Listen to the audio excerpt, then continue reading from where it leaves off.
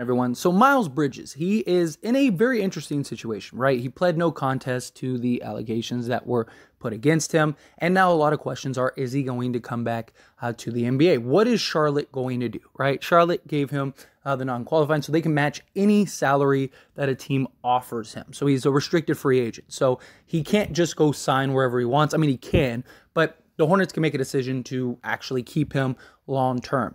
And this kind of sparks the whole, Charlotte trade, right? Because one of the reasons Charlotte wanted to make trades to begin with and why the Lakers were originally attached to those trade talks, and we know that they had negotiations and even were looking at 3-4 team deals, was because they had to pay Miles Bridges. Well, then Miles Bridges went and did what he did, and it kind of put Charlotte in a position where it's like, okay, well, now we don't really have to pay him, right? And once again, now that he's he pled no contest, essentially he's going to pay a bunch of money to make everything go away, right? And then he can return to the NBA. Now, the NBA could suspend him, they could fine him, they could still take action against him if they choose to, just for, having the allegations against him. But very likely, that's probably not going to happen because we haven't heard anything about it. I don't think if he was to sign to a new team, all of a sudden they're just going to chime in.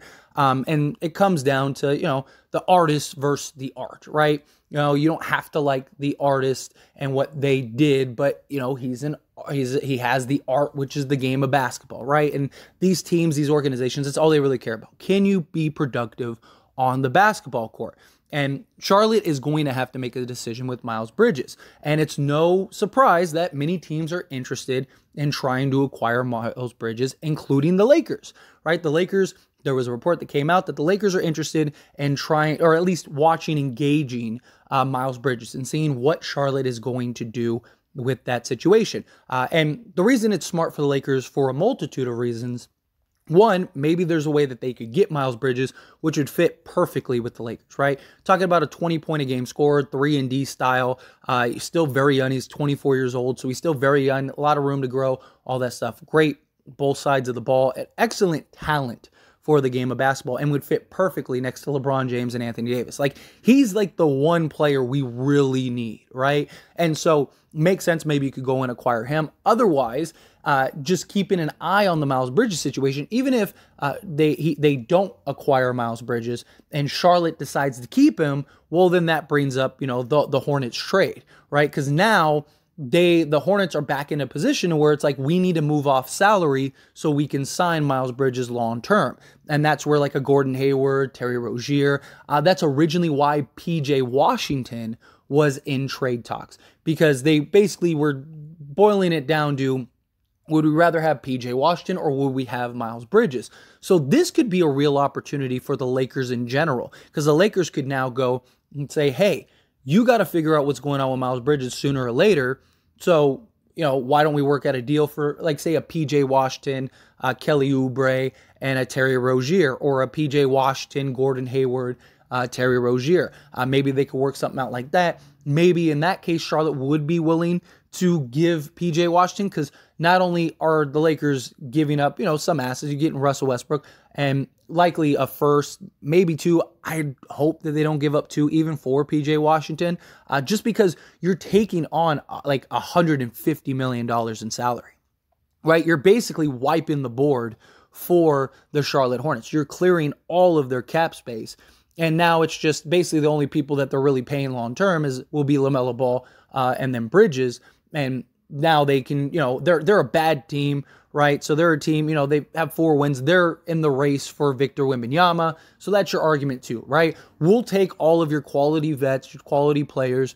You can figure out what you want to do with Bridges.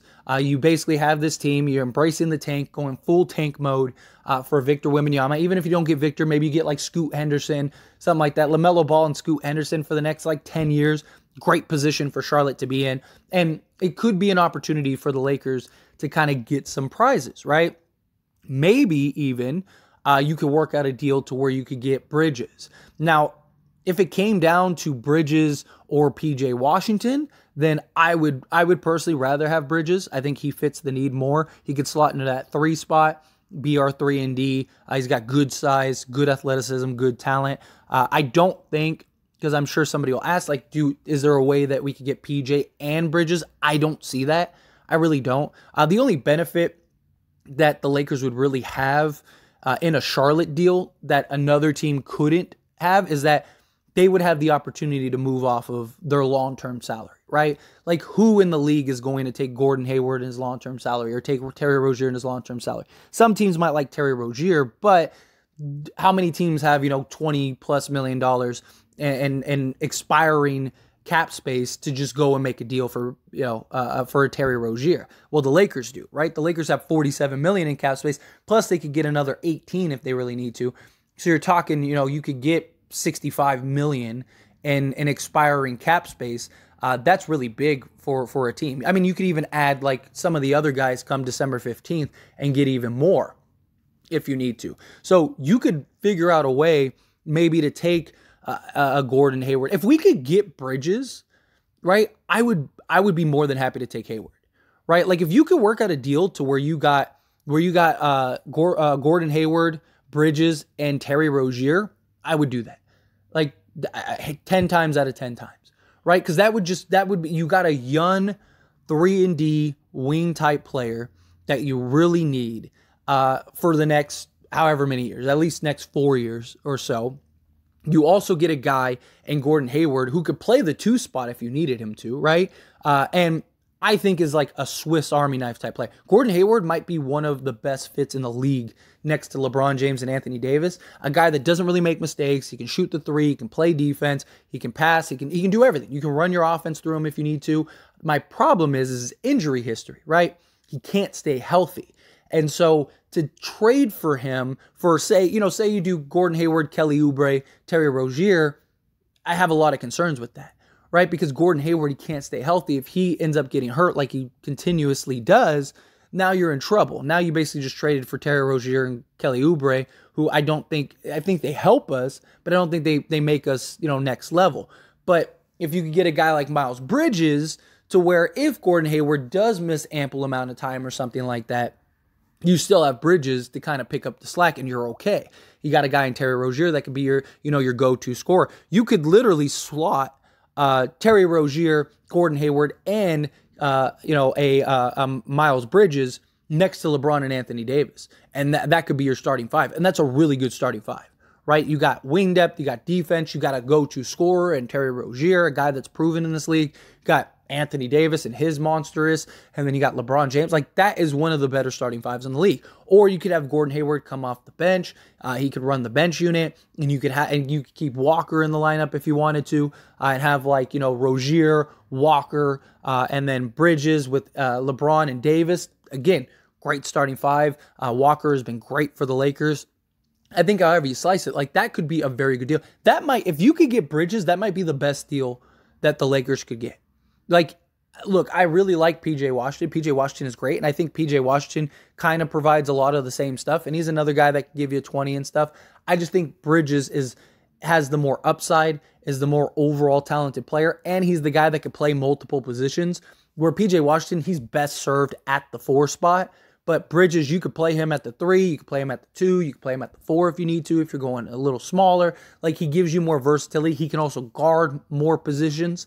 So I think Bridges would be like the grand prize. So if you could work out a deal to get Bridges, I would be willing to take on Gordon Hayward and Terry Rozier's long-term salary and say, here you go. And I might even be willing to give up both firsts for that. I wouldn't really want to give up both firsts for PJ Washington, but if you could get Bridges, like, again, you basically got your small forward 3-and-D guy that can give you 20 a night. You already got that locked up. Like, that's worth the lottery, and like, your hope is to get somebody like Bridges in the draft, right? So you already got that guy. You can keep him around long term, right? And he could kind of be your building block going forward. Even after LeBron, you'd still have Bridges and Anthony Davis.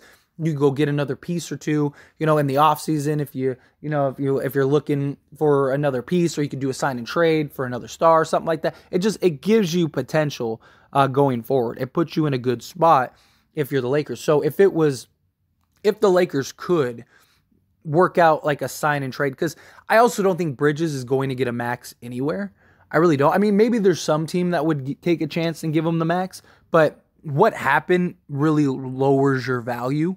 And I mean, no team has offered, any money, period. And I mean, right now, there's only like the Spurs and the Pacers are the only teams that actually have cap room, but even they haven't even made a push, right? And it's like how many other teams, even next season, there's only so many teams that have cap room.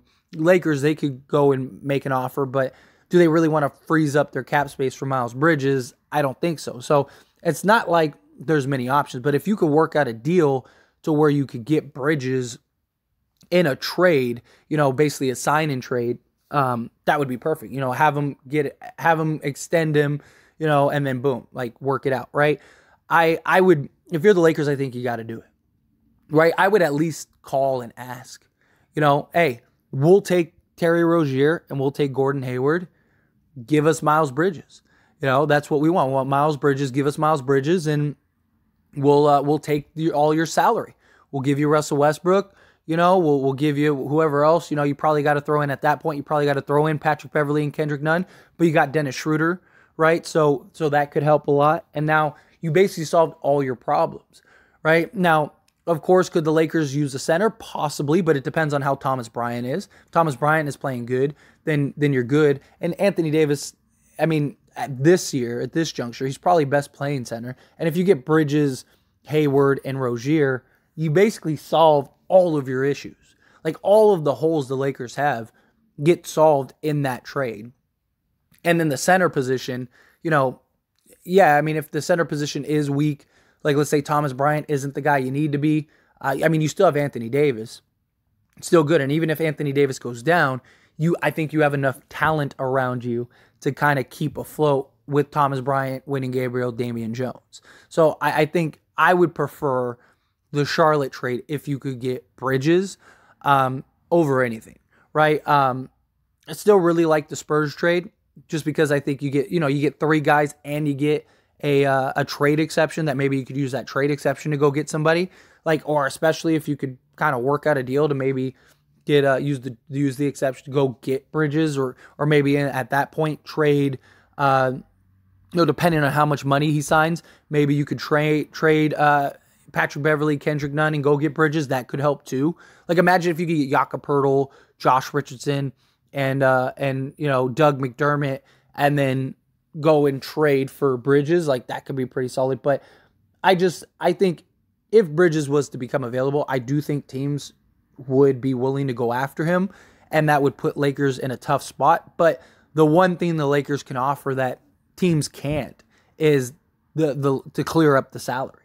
And that has value in and of itself. I mean, that's worth draft picks in and of itself. So, say a team is willing to give like 3 firsts for Bridges, right? Like your argument, if you're the Lakers, is like, hey, we can give you first, but we can also take $150 million in cap space from you. Like that's valuable, especially because you got to pay, some of your young guys. You're going to go get new draft picks. You got to pay those guys at some point. Like we solve a lot of your booking issues. So I don't know. I think it's interesting. Makes sense. The Lakers would be kind of gauging the Bridges situation. He would be a solid addition. I would welcome him if he came to the team. Again, I can separate the art from the artist. I think what he brings to the basketball court, which is what I care about. Can you go out and get me 20? Cool. Like that's cool. Like, I don't have to like you. I don't have to agree with you. I could think you're, a dirtbag. But at the end of the day, you're playing the game of basketball, so I can remove that perspective personally. But again, as always, this is a discussion, so I want to hear from you. Let me know your thoughts and opinions, good, bad, ugly, somewhere in between, down in the